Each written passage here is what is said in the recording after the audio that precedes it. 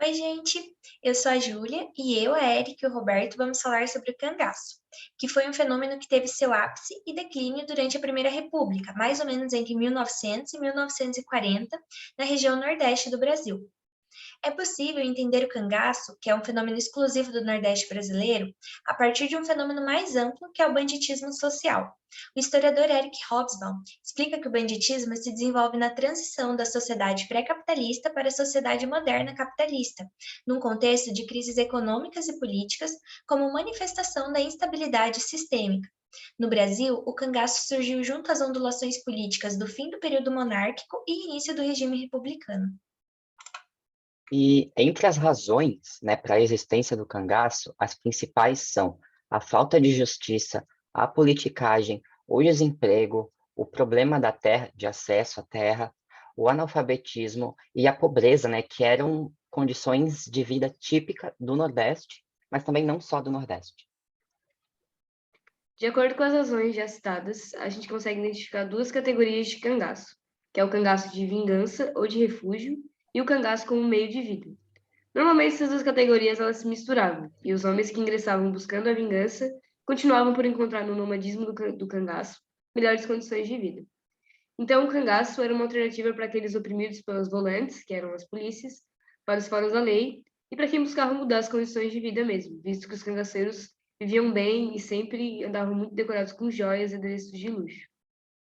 Se juntavam assim aos grupos de cangaceiros todo tipo de gente, desde agricultores a criadores de animais, ex-escravos, artesãos, comerciantes, desertores das forças do governo, jagunços e entre outros.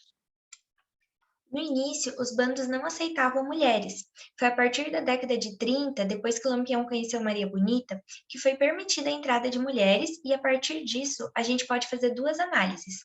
Uma aponta que a partir do ingresso das mulheres nos bandos de cangaceiros, houve um enfraquecimento do movimento e das suas características.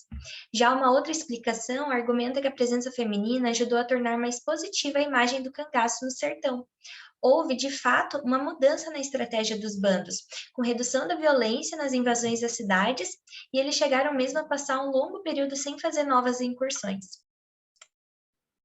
É comum também a comparação dos cangaceiros com Robin Hood, como aqueles que roubavam dos ricos para dar para os pobres. Isso porque os cangaceiros valorizavam a honestidade e distorciam esse conceito a fim de justificar as suas ações. Por exemplo, eles supostamente não roubavam as pessoas nas cidades em que paravam, e sim pediam. Quando Lampião chegava numa cidade, ele procurava o prefeito e pedia para ele dar uma lista dos homens mais ricos e que pudessem lhe dar o dinheiro. Assim, isso não se qualificaria como um roubo. Mas essa é uma interpretação um tanto equivocada das atitudes e dos motivos dos cangaceiros, porque essa divisão de conquistas acontecia muito raramente e quando acontecia, a quantia era muito pouca. Além disso, vale lembrar que os cangaceiros mantinham vínculos com a elite sertaneja, por vezes prestando serviços aos coronéis e aos latifundiários em trocas de bens e favores. Assim, aprofundar os estudos sobre as relações que os cangaceiros mantinham com outros grupos serve para contestar alguns mitos sobre essas figuras, como, por exemplo, o do bandido ser um pobre camponês, que é dificilmente o caso para os chefes dos grupos, que são aqueles que determinam a forma do banditismo. Outro mito é que os camponeses protegiam os bandidos. Na verdade, eram as pessoas poderosas, como os latifundiários, os chefes políticos, as autoridades, que estavam protegendo esses bandos. E é quando essa proteção acaba que acabam os meios do bandido sobreviver. E um outro mito é de que os bandidos eram generosos e solidários com os camponeses, que é o que a gente viu aqui. Eles estavam mais interessados em estabelecer laços com a elite local. E a figura mais emblemática do cangaço foi Virgulino Ferreira da Silva, conhecido como Lampião, né? E até hoje é atribuído a ele o título de Rei do Cangaço, né? Ele foi um dos bandidos mais famosos do século XX no Brasil. Lampião foi uma pessoa que entrou no cangaço para se vingar depois do assassinato do pai dele em uma disputa por terra, né? E a partir disso ele ficou no movimento, criou raízes e passou a viver aquilo como um meio de vida, né? Ele tinha uma rede bem complexa de fornecedores, de protetores, de informantes. Ele conversava com fazendeiros, com autoridades públicas, com chefes políticos locais, né? Ele até chegou a receber do padre Cícero o título de capitão dos batalhões patrióticos, depois de incitar o bando dele contra a coluna Prestes, que estava passando pelo Nordeste, né? E, enfim, durante toda a sua vida, mais para o final da sua vida, Lampião foi fotografado e filmado, e a sua imagem, né, passou a circular em todos os jornais do país, se tornou famoso. Isso incomodava o governo central, que não conseguia caçar e prender nem ele, nem o seu bando. Lampião e o cangaço estão tão entrelaçados que a sua morte na emboscada de Angicos, em 1938, é compreendida como o fim do cangaço.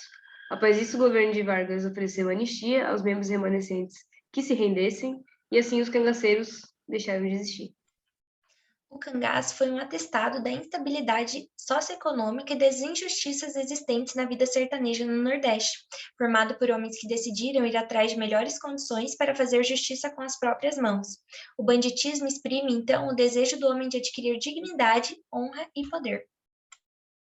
E, para além disso, né, de tudo isso que foi trazido, o cangaço e outras revoltas populares que aconteceram durante esse período, né, que o Hobsbawm fala de consolidação do capitalismo, foi nesse período que o governo brasileiro passou a encampar políticas de homogeneização e de apagamento cultural em nome da unidade nacional, né? E o povo brasileiro estava vendo o próprio governo com vergonha da sua identidade e cultura, e assim buscando imprimir uma cultura outra, uma cultura externa. E a partir disso também as revoltas populares surgem, né? Não só, mas também por causa desse sentimento de indignação que buscava salvaguardar uma identidade e culturas locais, né, próprias das brasilidades, né? O cangaço tinha um apelo recorrente à estética, né, usando ouros, adereços e enfim. E isso foi um jeito, né, que o sertanejo nordestino encontrou de dizer para o governo: nós estamos aqui, nós existimos.